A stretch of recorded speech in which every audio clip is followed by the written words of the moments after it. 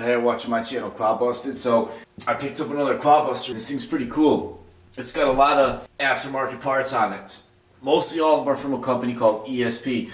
So back in the late 80s, early 90s, ESP was like the leading manufacturer for Clodbuster parts. So let me pop the body off and show you what it's got.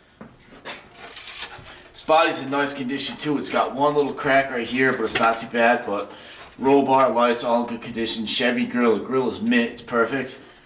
Chevy tailgate. So in the Clodbuster world, having a Chevy gate and a Chevy grill, it makes it a lot more valuable because that was 87 only. After 87, they just had a plain grill, plain tailgate, like a licensing agreement with Chevy or whatever. But anyway, so here's the chassis by ESP. So the chassis, shocks, links, and their extended wheelbase links, and the wheelie bar and the spike tires, chrome wheels, those are all ESP. So right here, I got an old RC Car Action magazine from the early 90s.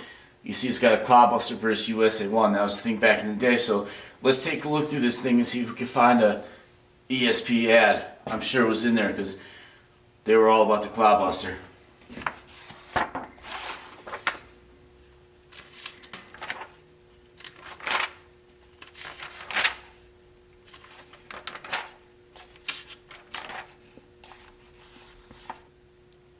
Alright, right here is Reader's Rod, so if you take a look right here, there's the Clodbuster running an ESP Clodzilla 2 chassis, which is what that is.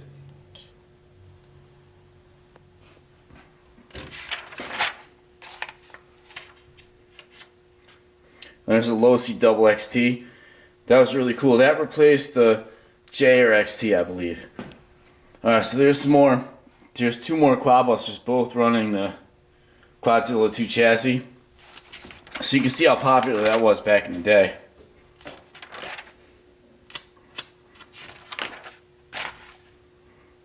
RC10 World's Car. They recently re-released these things, and then they went off the market. I wish I bought a couple of them because I'm sure they're going to go for big bucks someday.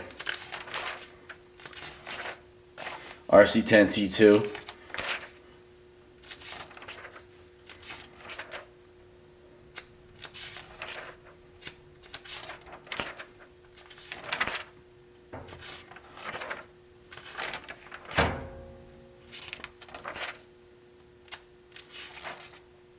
See, take a look at Traxxas. This was back when Traxxas was kind of like a small company, and they were building some really high-end cars.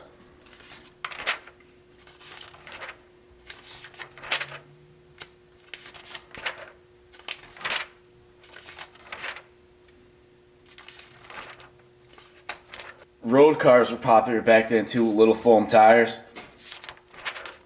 See, in the early 90s, mid-90s, RCs were huge.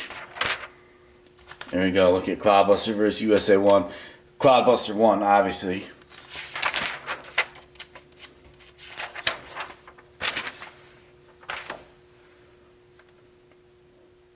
Alright, so right here in that Clodbuster vs. USA 1 ad, right there they're showing you a Clodzilla 2 chassis. There's the Clodzilla 3, which wasn't as popular. The Clodzilla 2 was definitely the best. With the shock setup, you can see it right there.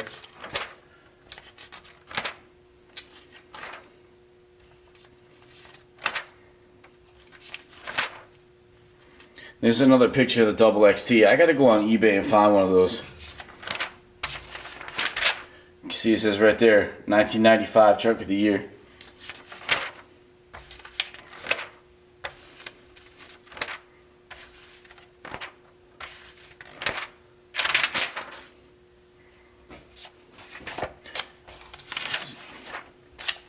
Come on, I know it's gotta be in here somewhere.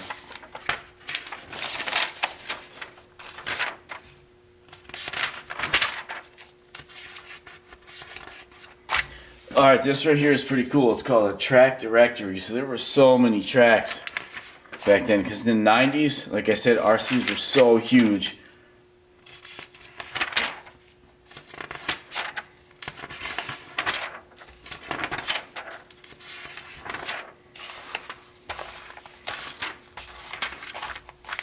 Okay, here it is, right here. So right there you can see the Clodzilla 2 race kit, which is what this truck has, for $189. So they give you a chassis, all suspension links, steering rods, body mounts, everything. And then right there was the Clodzilla 3, which was actually a better handling truck. It sat lower and everything, but for some reason it just wasn't popular like the Clodzilla 2. So that thing is highly sought after today. And actually it's pretty cool because the guy who made these, he's back at making them again. So after nearly 30 years, this guy decided to start making these things again. So it's pretty cool. If you look up ESP Hobby on Facebook, this is what comes up. It gives you ESP Hobby phone number, and then right there's a picture of a Super Clodbuster with a Clodzilla 2 chassis. And this is the about section. It just tells, alright, back in '88, blah blah blah, he started making Clodbuster stuff. Alright, let's take a look if we can find some parts. Alright, here we go. I guess I gotta join the Facebook to see more of this stuff. Anyway, right there's the whole chassis. Looks like nice shocks. Looks like he's upgraded the shocks a bit. So that's pretty cool. So after almost 30 years, which is 88, he started in 88. So yeah, it's been over 30 years. He's back at making Clod parts again. So that's awesome. It's cool you can still buy this stuff. I'm going to have to give this guy a call. I think I want to buy a lot of these parts just to support him because that's really cool. Alright, I wonder how you go about buying this. If you have to call them in order or if they have a place to buy right here. Let's see. Alright, ESP Clodzilla Parts House. Added a shop now button on their page. Okay, shop now. Alright, so I gotta log in at Facebook. And the spike tires are pretty cool, but I don't know, I have mixed feelings on them. Like, it's neat because they're vintage, but I don't know how well they're going to perform. So I might put V-Tread tires back on it, or I don't know, maybe I'll just switch back and forth. I'm definitely going to run this truck though. I never liked the idea of shelf queens. And you could tell that this thing doesn't have a lot of runtime on it because that ESP wheelie bar has foam wheels and they're in perfect condition. I would imagine if this thing wheelies just a couple times, it would tear those wheels apart. And who knows, maybe this thing doesn't wheelie, but it's got some pretty good motors in it. If you take a look, it's got Trinity Match Madness motors, normal rotation rear, reverse rotation front. And those were like the hot motors back in the day.